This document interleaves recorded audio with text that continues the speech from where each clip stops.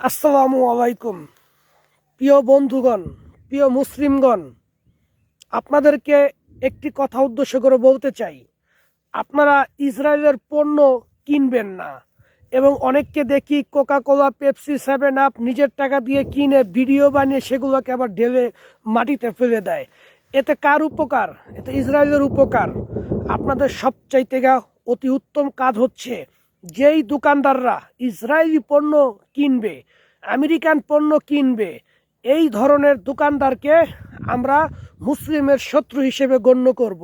এবং এদের এই অপরাধের কারণে তাদেরকে আমরা তো মুসলমান, আমরা ইসরায়েলের সেনাবাহিনীর সাথে যুদ্ধ করার জন্য প্রস্তুত, কিন্তু আমাদের হয়তোবা অনেক অর্থ নেই, বা আমাদের হয়তোবা মানসিক চাপ বা রাষ্ট্রীয় চাপের কারণে আমরা যেতে পারছি না।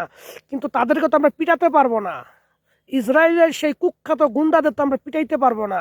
অতএব যেই দোকানদাররা ইসরায়েলের পণ্য বিক্রি করবে, তাদেরকে ইসরায়েলের সৈন্য মনে করে তাদেরকে পিটাবো।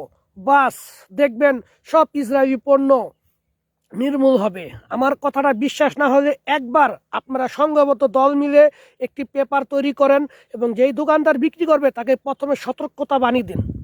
সতর্কতা করে তারপর বলবেন, আমরা আপনাকে সতর্ক করেছি প্রথমবার, দ্বিতীয়বার কোনো সতর্ক করব না। যদি আপনি ইসরায়েলের পণ্য বিক্রি করেন, তাহলে আপনি মুসলমানদের শত্রু হিসেবে গণ্য হবেন। আর মুসলমানদের শত্রু হলে গণ্য হলে আপনি আমাদের এখানে হয় আপনি থাকবেন, আর নয় আমরা থাকবো। এতেই দেখবেন সব ঠিক হয়ে যাবে। আর আপনারা আমার জন্য দোয়া করবেন।